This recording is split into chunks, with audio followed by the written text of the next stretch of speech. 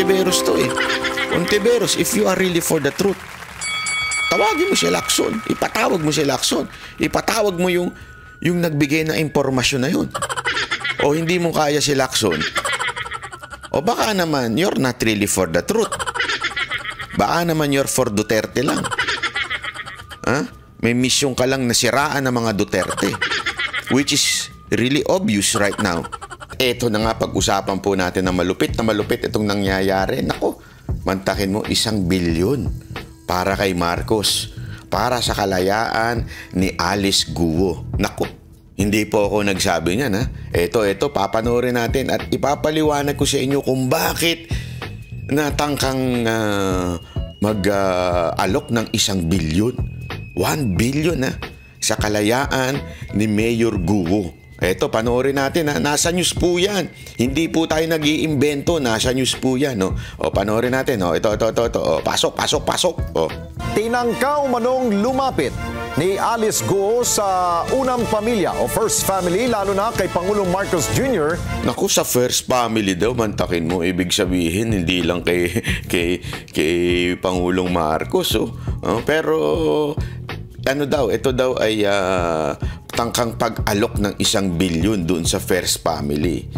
Panoorin natin ba? Tuloy natin. Kaugnay po ito sa mga kinakaharap niyang anomalya o kontrobersya. Ayon kay dating Senador Panfilo Lacson, isa sa kaibigan niyang Filipino-Chinese trader.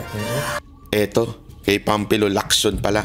Kay Ping Lacson po lumapit. Alam naman po natin si Ping Lacson. Siya po yung dating nagsasabing there are sleeper cells o may mga natutulog na mga espiya mula sa China na nandito sa Pilipinas. Alam naman po natin kung sino si Ping Lacson. Dati po siyang PNP chief at marami po siyang alam pagdating sa intelligence. Kaya meron daw isang Chinese friend siya na nagsabi nito. Ito ha, panoorin natin ha. Tingnan natin. Ang inalok ni Alice Guo ng 1 bilyong piso para ilakad siya sa pamilya Marcos. Ayun na. Pera nun laking pera talaga. Grabe yung dumadagdag pa si Kuya. Hindi. Totoo nga naman. 1 bilyon. Sa tingin nyo, nagsisinungaling ito si Ping Lacson? Ano ba ang ebidensya niya? Eto, pasok. At sa harap nito, nanawagan naman si dating Senador Lacson sa gobyerno na mas laliman pa ang gagawing investigasyon laban kay Guo na itinuturing niyang espiya dahil sa mga koneksyon umano nito. Espiya daw. Alam mo, nung una, medyo hindi natin nakikita pa yung ganyan. Pero yun nung habang tumatagal-tagal, mukha atang totoo. Mukha, hindi ako sure Pero sabi na nga po ni Ping Lacson, medyo may possibility na talagang espiya ito. Sabi dito sa balita na to na si Mayor Guo. Dahil mantakin mo lahat ng mga laki sa farm, kung saan-saan. Tapos mantakin mo BIP. Ngayon ito. BIP ng gobyerno ni Marcos ito ngayon. Sino? Abalos. Si Marbil. Grabe yung mga selfie-selfiehan nila dyan. Ito yung mga matataas. At the same time, pinag-aagawan siya ngayon. Kung kanino ba siyang custody. Sa Senate, sa Immigration, nagsalita na rin si Boying Rimulya. O sa kapulisan o sa korte, di ba? Alam mo, yan ang usapan ngayon, kung bakit pinag-aagawan mo siya. Pinag-aagawan ba siya para sa reward? Naku, hindi natin alam. Hindi, kasi kung ikaw ay, bakit ka naman pag-aagawan? Abala pa yan sa departamento mo. Di ba? Bakit pa ninyo pag-aagaw-agawan yan? May benepisyo. Hindi natin alam kung benepisyo na yun ay monetary o yung benepisyo na yun benepisyo maka-epal sa social media, maka-epal sa taong bayan. Pero definitely there is a benefit why si Alice Guo ay pinag-aagawan sa iba't ibang departamento ng ating bayan. Mula sa immigration, nagsalita kahapon yung immigration, gusto nila sa kanila daw dapat. Kasi hindi daw available sa kanila, tsaka sila daw ang talagang may kaso dyan. Yung korte naman, may kaso rin dyan. Hindi rin na available. Alam ko, hindi, available pala yung isa. Pero ang sinasabi, parang ayaw mag-bail dahil pag nag-bail siya, mapupunta siya sa Senate. So, yung Senate naman, si Ontiveros, gustong-gusto din. Piyestang-piyesta rin to si Ontiveros. Gustong-gusto niya rin na makuha itong si Mayor Guo. Hindi natin alam kung ano ba ang benepisyo nito. Ipatutubos kaya ito? Hindi. Isipin nyo, is there a possibility? Ito, question lang. Is there a possibility na kung ito ay talagang Chinese spy, yan na sinasabi ni Lacson ngayon, tutubusin siya ng China? Kasi kung siya ay spy ng China, ikaw bilang Chinese government, ayaw mo na mabuking itong si Mayor Guo. Gagawin mo ang lahat ng bagay para makuha mo yung bata mo, di ba? Bata niya yan eh. Kung yung totoo yung sinasabi ni Lacson, bata ng China ito si Mayor Guo. So, ibig sabihin, gagawin ng lahat ng kakayanan ng China para makuha itong si Mayor, di ba? So, ano ibig sabihin nun? Maaaring may kapalit na pera, di natin alam. May kapalit na pabor, di natin sure yan kung ano mangyayaring pabor dyan. O baka naman may kapalit na mas matinding, alam mo na, benepisyo tulad ng libreng island. Alam mo naman, itong China, kinuha na lahat ng island. Hindi natin alam, di ba? O baka naman talagang may matinding benepisyo lang pag public opinion. Kasi alam naman natin, ang tindi ng batikos ngayon dito kay Mayor Guo. So, nag-aagawan sila ng publicity, di ba? Nag-aagawan sila ng kung sino ba ang matikas. Kaya nga mantakin mo, yung ito lang naramdaman ko kasi kahapon, nagsalita si Boying. Na sinasabi niya dapat sa custody nila. Feeling ko lang naman ito, na-bypass siya doon sa hinuli si Mayor Guo sa ibang bansa. Bakit kanyo? Operation yun ng NBI. NBI under DOJ. Operation yun ng immigration under DOJ also. Tapos ang pumapel doon si Abalos at si Marbil.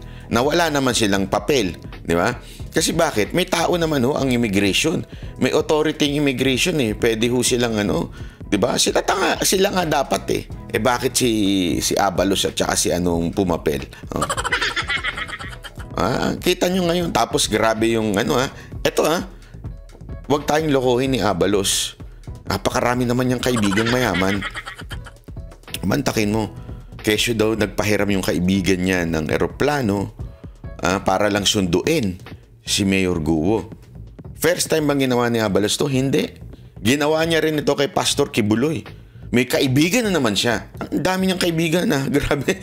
May kaibigan na naman siya na nagbigay ng reward na 10 million na para lang mahuli si Pastor Kibuloy na ngayon pinag-aagawan ngayon kung sinong kakukuha nung reward money na yun. So ibig sabihin, ang dami niyang kaibigan na mayayaman talaga. Abalos siya. Sana Hindi totoo, ang dami niyang kaibigan mayayaman na tila interesado sa politika sa Pilipinas. Di ba? Mantakin mo yun, If there is one conclusion na we can conclude on this, habang lahat pinag-iimbestigahan pa, isang bagay lang, sobrang VIP ni Mayor Guo. Ibig sabihin, meron talaga itong matinding karampatang biyaya, ika nga. Biyaya kung nasayo si Mayor Guo, di ba? Yan ang ganun dito tuloy natin. Ang live report ni Mean Corvera. Mean.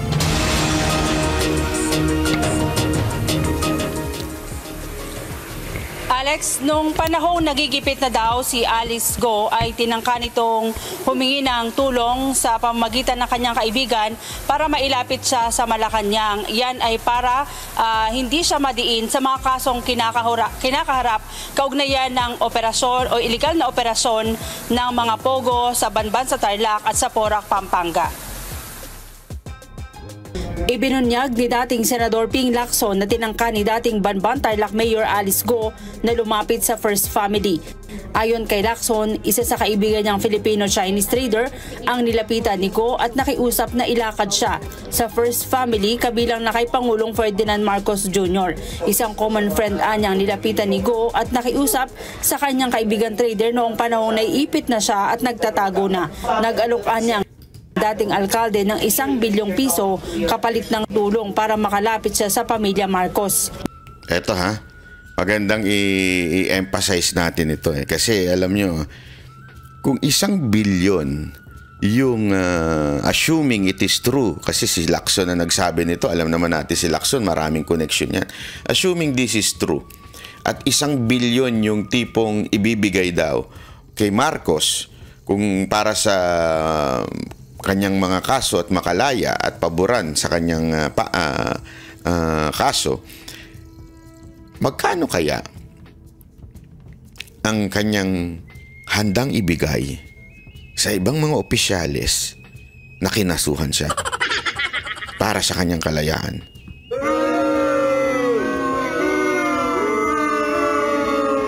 Hindi, sabihin na natin, baka sabihin nyo naman, siguro naman mas mababa sa presidente, 1 billion. O sabihin na natin, 500 million. Kasi 1 billion kay presidente. O 500 million. Alam mo, kaya ka nang ipanalo niya bilang senador. Gago! Sa isang 500 million. Yeah? Ibig sabihin, bawat kaso kaya. Sa Senado kaya, tanongin natin, magkano kaya ang alok para siya ay... Kasi alam mo, ganito yan Style yan Style yan ng mga politiko. Tulad ng isa sa mga nangyari sa akin, di ba?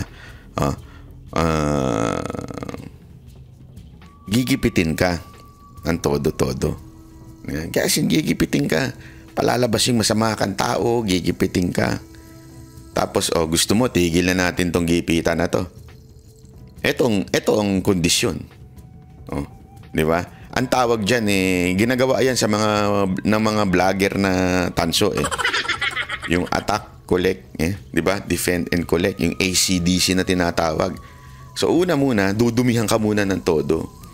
Pag dumi sa'yo ng todo, tsaka sa'yo sasabi, lalapit sa'yo, gusto mo, itigil na namin to. Gusto mo? Kayang-kaya yan. Gusto mo, pasundo pa kita ng private na plane, Hindi, gusto mo, madali lang. Kayang-kaya ito. Amin ng gobyerno ngayon Ito lang amount.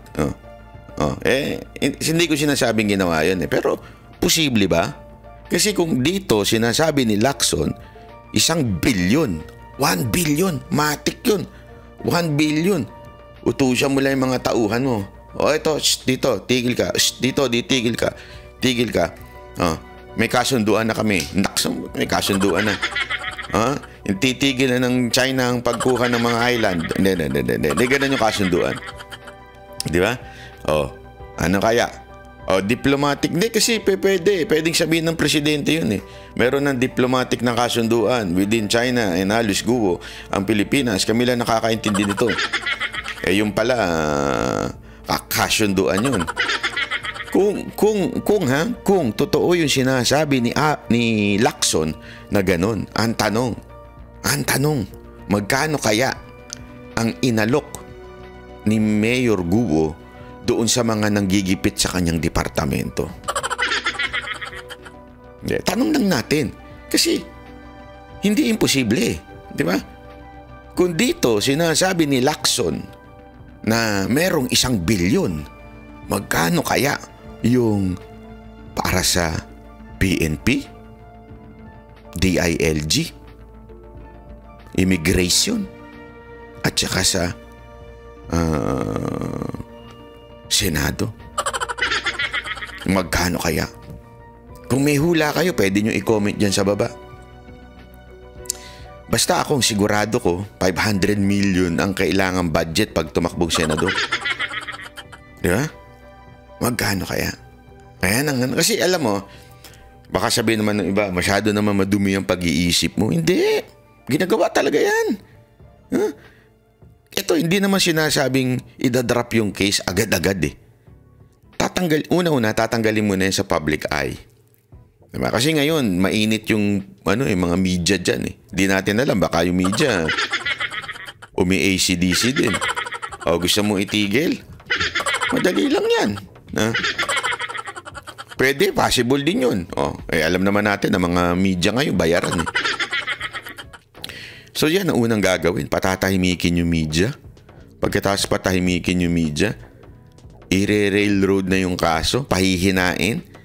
Tapos tuloy pa rin yung kaso, pahihinain lang para yung court i-dismiss yung case. Ang dami ng ganyan, na-dismiss yung case. Una, pinatahimik lang, tapos eventually na-dismiss yung case.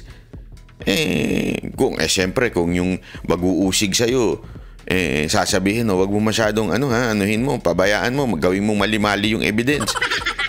Siyempre, yung korte, no choice. Diba? The court will dismiss it dahil mahina yung kaso. Pwede kayang gawin yan? Naku, posible yung lahat ng mga bagay ngayon. Lalo na sa gobernong to. Lahat posible. Tuloy natin ha. Ang tanong kasi dito, meron bang ebidensya si Lacson? Baka naman gusto lang niyang umepal. Hindi kasi isipin natin ang lahat ng anggulo, 'di ba? Lawakan natin ang isip natin. Hindi kaya ginagamit lang ni Lacson ito para makatakbo siyang senador? Alam naman natin, it's a celebrity case, ika nga eh. So pwede kaya na ginagamit niya lang ito para siya naman na makakuha ng publicity? 'Di ba? Hindi rin natin sure. Kaya tingnan natin, may ebidensya ba si Ping Lacson? Pasok. Nung una, hindi anya siya naniniwala, pero naglabas ito ng ebidensya.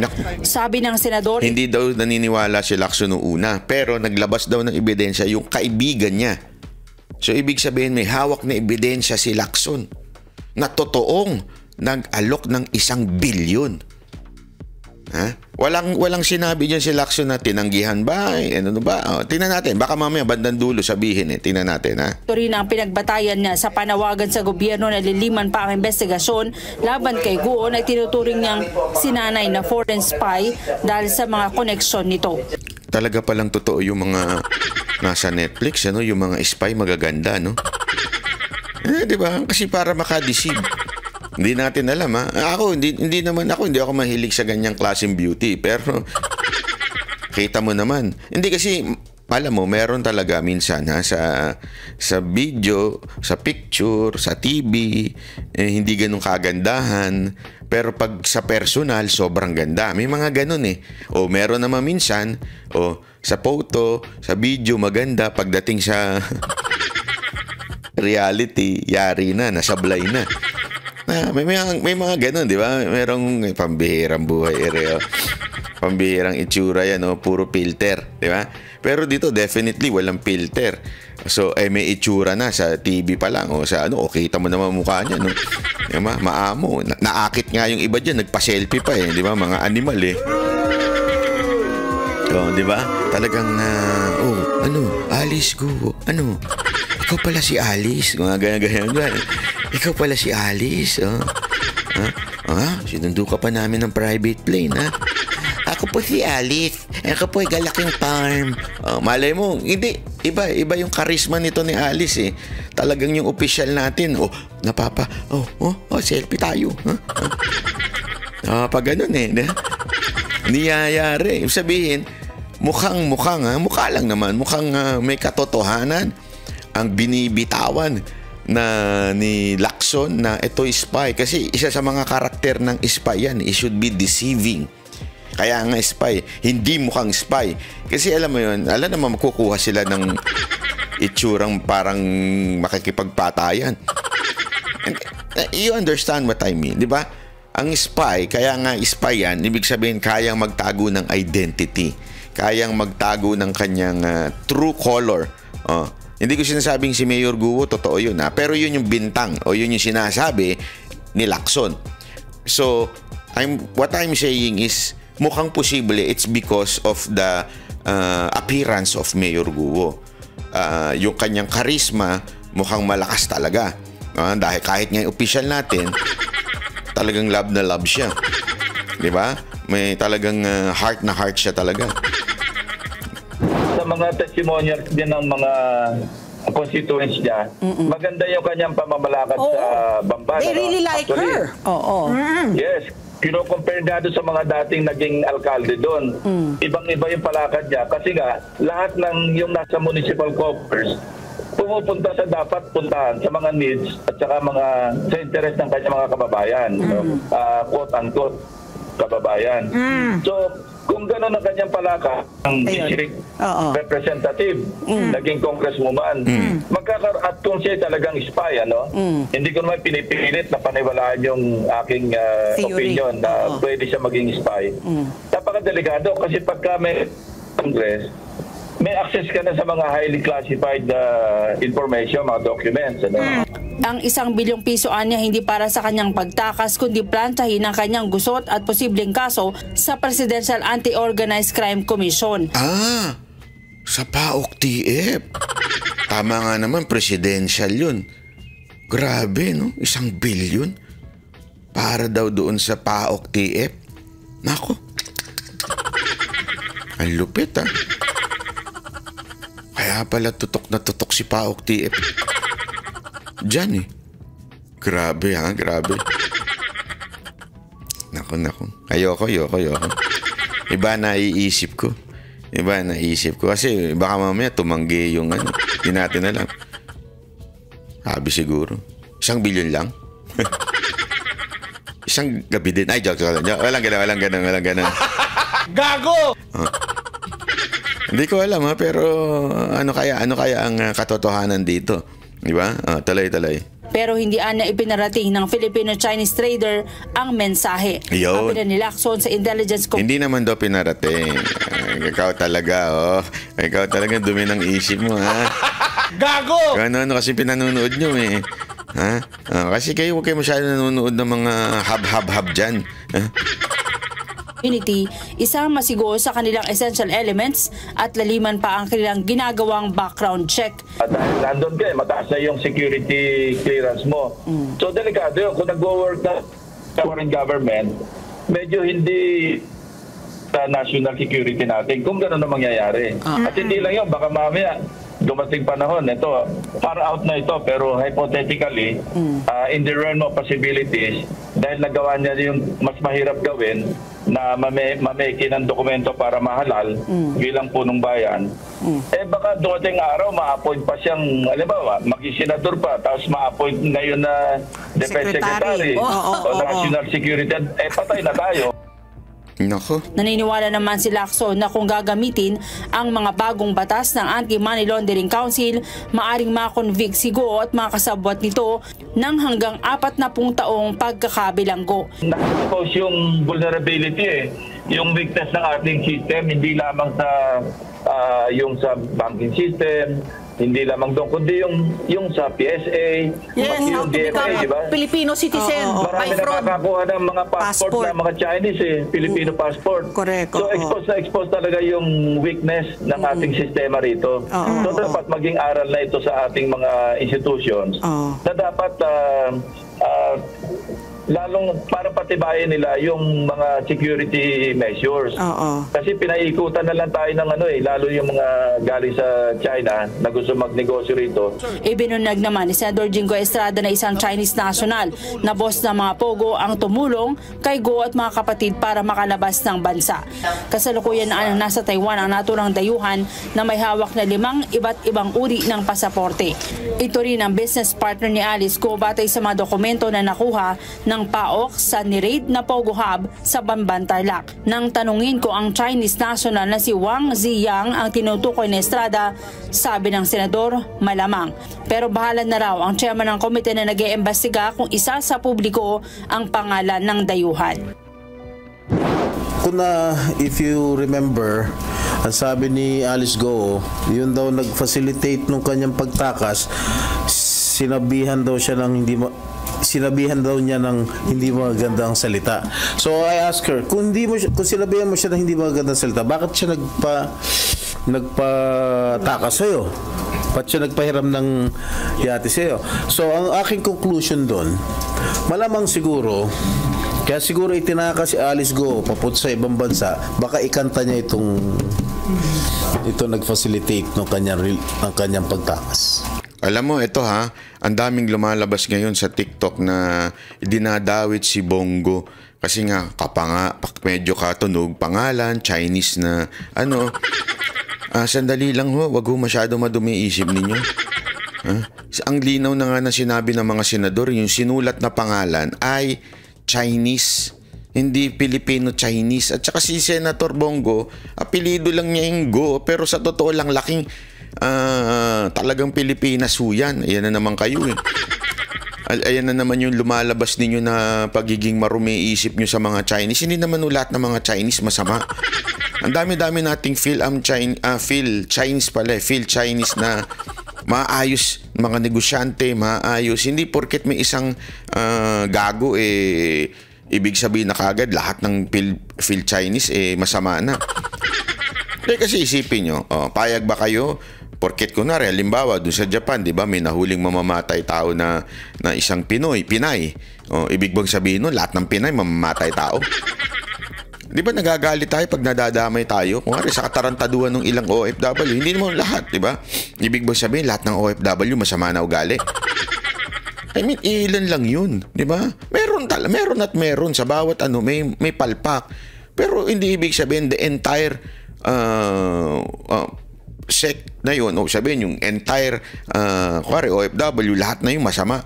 Ito kasi pinalalabas ng iba, porket ganyan si Guo, tsaka yung kapatid niya, dinadamay na, siguro, tinulungan to ni Senator Go.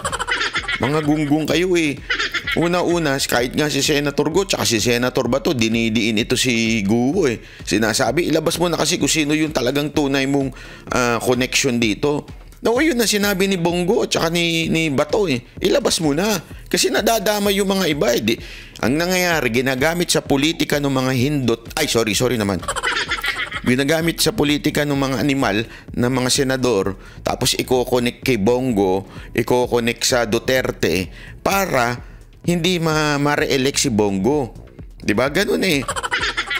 Ganun ang kasamaan at kaugalian ng ilang mga gago dyan sa lipunan natin. Talagang nga naman, pati ito ginagamit sa politika. Ang dami tuloy lumalabas sa TikTok ngayon na si Bongo daw yun.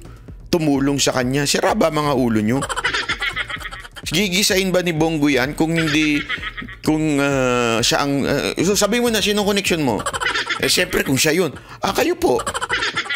Hindi mo naman pwedeng sabihin na pag nagganon yun, piyesta yung mga katandaan ninyo. Wala sa posisyon ngayon ng mga kaalyado ni Pangulong Duterte na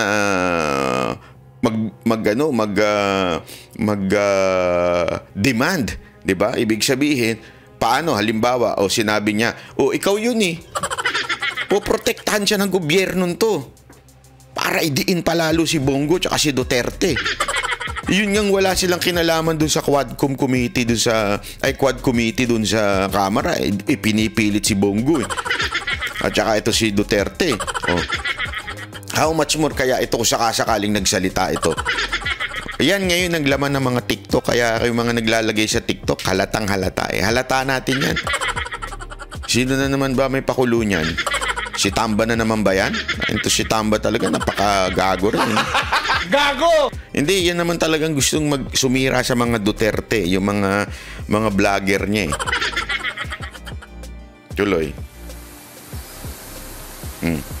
Alex, hinihimok ni Senator Ping Lacson at ang iba pang mga mambabatas ang mga otoridad na tignan ang lahat ng mga Chinese nationals na nandito sa Pilipinas. Yan ay baka daw napasok na rin tayo ng iba pang katulad ni Alice Go, lalo't lumilitaw sa mga investigasyon na aabot sa mahigit 1,000 ang mga Chinese nationals na nakakuha ng mga pasaporte at iba pang identification na lehitimo dito sa Pilipinas. Yan dapat ang imbestigahan dyan. Bakit nakakuha ng birth certificate? Kailan panahon yung birth certificate nakuha? Bakit nakakuha ng passport? Tapos dapat tingnan din dyan. Bakit ang requirement napakadali para kumandidato? Diba? I mean, ang dali ngayon eh. Para ikaw ay kumandidato, simpleng citizen, pwede ka ng kumandidato. Diba? Paano mo papatunayan yun? Through birth certificate. Alam naman natin. Ang dami pa rin dyan. Gawa dito sa Facebook nga eh. Sa Lazada nga, makikita ninyo eh. So, madaling dayain ng identity. Tama, mali. Pero ito ang sinasabi ko nga sa inyo mga kababayan eh. Ang daming dapat silipin sa gobyerno na palpak. Alam natin yan, palpak from every department in the government. And yet, ang sinisilip natin dito kay Mayor Guo ay yung koneksyon niya sa politika at ididiin natin ng mga Duterte. Yun ang isang malaking katarantaduhan na ginagawa ng ilan nating, lalong-lalo na ho itong mga si Ontiveros. Diba? Talagang gusto niya eh. Diba, noong una pa lang sinabi niya na hinahanapan natin ng koneksyon ito sa mga Duterte. So, ibig sabihin, hindi ka nagtatanong. Pag ikaw nagtatanong dyan, naghahanap ka lang ng kukonek mo kay Duterte. Kukonek mo sa bata niya. Sila Bongo, sila Bato. You're not really seeking for the truth. You are para kang naghahanap ng maikukunik, di ba? Naku. Mahirap maging jowa ito si Ontiveros. Buti na lang medyo may edad ka na. Hindi, totoo naman. Mahirap maging jowa ito. Isipin mo, kahit wala kang kasalanan, ihahanapan at hahanapan ka ng kasalanan. May mga jowa kayong ganyan. Yung hindi mo naman kasalanan, pero talagang ipipilit pa rin na may kasalanan ka. Diba? Lagi na lang ikaw ang may kasalanan. Pagka umuwi kang walang sahod, mababa sahod mo, kasalanan mo. Pag nag-overtime ka naman, kasalanan mo pa rin. Sasabihin sa'yo, nang bababae ka. Pag hindi ka na pumasok at tumambay ka sa bahay para, sige na, dito na lang ako, bantay mo ko. Sasabihin naman sa'yo, inutil ka. Wala kang kwentang asawa. Lahat talaga walang, yung hirap na magkaroon ng ganyan jowa. Yung katulad ni Ontiveros. Kasi naka-fix na sa utak ni Ontiveros na kasalanan ito ng mga Duterte. Kailangan natin idiin ang mga Duterte. Kaya nagkakasundo sila ng gobyerno ngayon eh. Diba? Alam naman natin yan ang gustong mangyari. Lalo na ng leadership ng Kamara. Lalo na yung dalawang ungas na yun. Diba? Yun ang gusto nilang idiin mga Duterte. Para nga naman, sa pagdating ng eleksyon, dahil hindi sila manalo sa tamang paraan, sa demokrasyang paraan, gagawin nilang lahat para maka-score. Diba? So, sisiraan nila lahat ang mga Duterte. Ang mga peking dokumento. Alex. Okay, mayan na batid natin na hindi matatawaran itong credentials ni Senador Lacson at siya'y dati ring PNP chief. Handa ba niyang dalhin sa Senado o ibigay sa Senado itong sinasabi niyang informant niya para naman magbigay linaw pa, para maungkat pa kung ano itong kanyang mga binabanggit? Tama. Alam mo, ang gandang punto na yun. Alam mo kung bakit? Kasi check din natin. Check din natin si Lacson. Baka naman gusto lang niya makisawsaw. Kasi, I'm not against Lacson, okay? I'm not against or for Lacson. The point here, dapat tayo maging maingat. Kasi, kung tayo magiging critical thinker, ang tahimik ni Lacson dati. Mula nung natalo siya. Diba? Pero ngayon, malapit na eleksyon, nag-iingay na naman siya. Ano kaya ang gusto niya? Kunin siya ng administrasyon para sa slate nila? Maging independent kaya mas maingay, mas maganda? Kasi kung hindi rin naman niya ilalabas yung witness, it's easy to accuse, to invent accusation. Di ba? If there is no evidence, it's easy. May nagsabi sa akin, may puting ahas ako. Ang daling magsalita ng ganun eh. Kung hindi mo kayang ilabas at ipakita yung, kasi sinasabi niya meron daw siyang informant na ganito, di ba? Bakit hindi niya ilabas? Yun ang tanong natin yan. Tama yung tanong tuloy natin. Alex, kung papayag yung mga senador, pero ang sinasabi niya kanina, yung paglilinaw natin, yung Filipino-Chinese trader na kaibigan niya ang kinausap at meron pang isang kaibigan na Chinese national din o Filipino-Chinese na nilapitan. Yun daw yung nasa tinatawag na inner circle at nakakapasok o nakakausap mismo ang unang pamilya. Naku. Kaya doon siya humihingi ng tulong. Sa mga... May inner circle pala ang pamilya. Nako, yung mga... Sa bagay, di ba? May picture ngang nilabas si Topacio. Etong picture na ito, kasama di umano ha, according to that picture na nilabas ni Topacio, ay yung pinaka-leader ng Pogo. At hindi isang picture. Talaga magkakabarkada sila. Yung picture, hindi yung picture na. Kasi may mga picture na nagpa-picture lang. Pwede naman ganun eh. Kahit kaaway mo, pwede ka magpa-picture sa kanya, di ba? Pwedeng ganun. Kasi yung mga lumalabas na dating mga picture, di ba? Dinadawit si Pangulong Duterte na mga picture. Yun halatang nagpa-picture lang.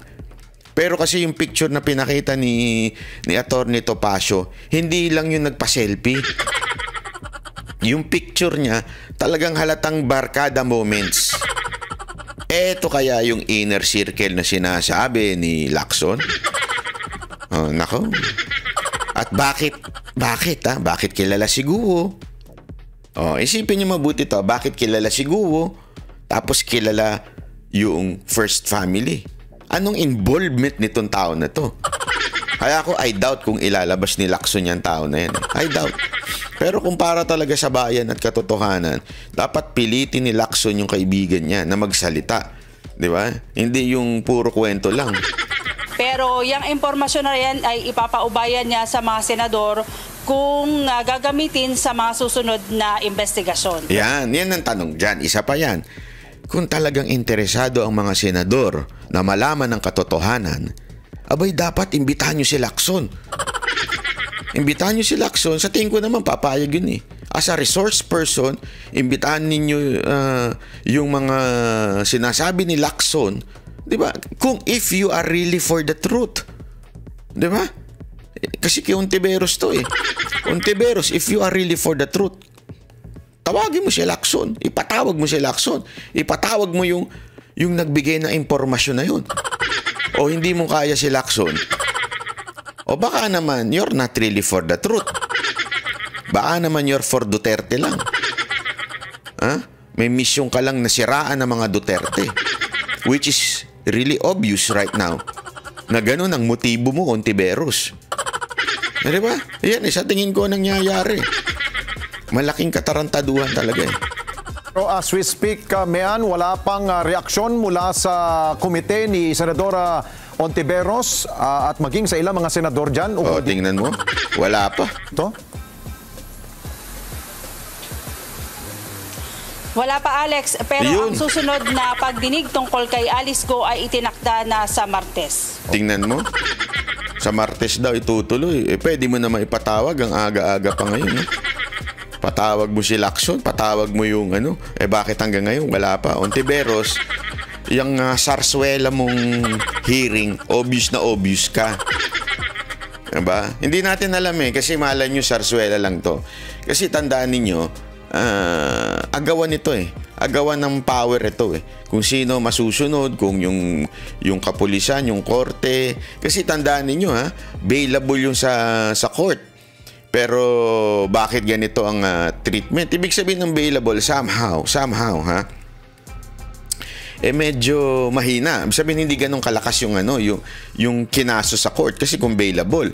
Ngayon, eto namang sa immigration, pumapalag sila, sa kanila daw hindi bailable, and yet wala sa kanilang custody. Di ba?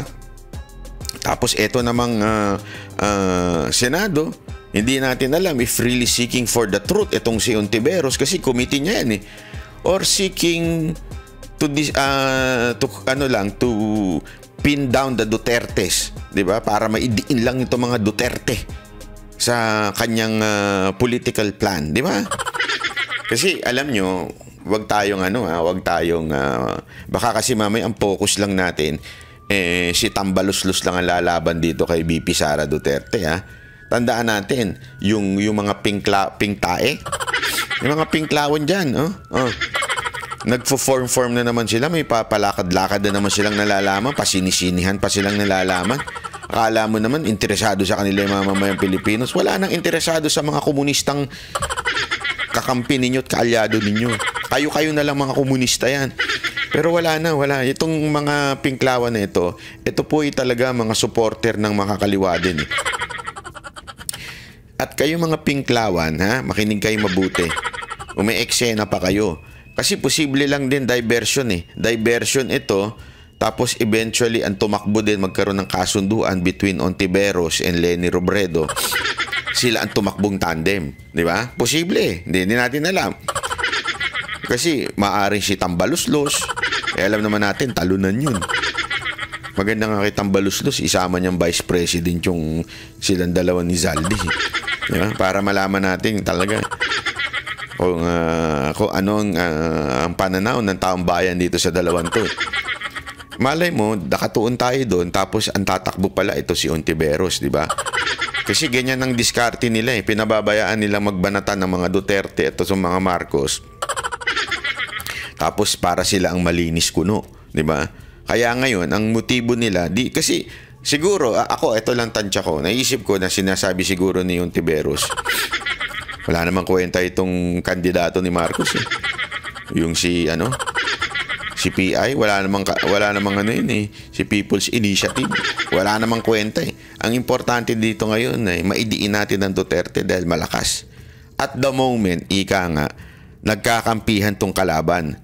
One motive, one goal, and that is to bring down the Duterte. After bringing down the Duterte, tayo na maglaban. Diba? I think, kung ikukumpara mo naman yun, kahit papaano, may laban nitong Pinklawan dito kay Tambaluslos.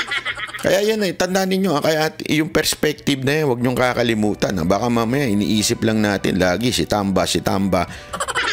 Yung mga Pinklawan na yan, tuso yung mga animal na yan. Ito si Ontiveros, di natin alam ang motibo niyan. Kaya nga pilit nilang idinidiin ang mga kandidato ni Pangulong Duterte at si BP Sara Duterte.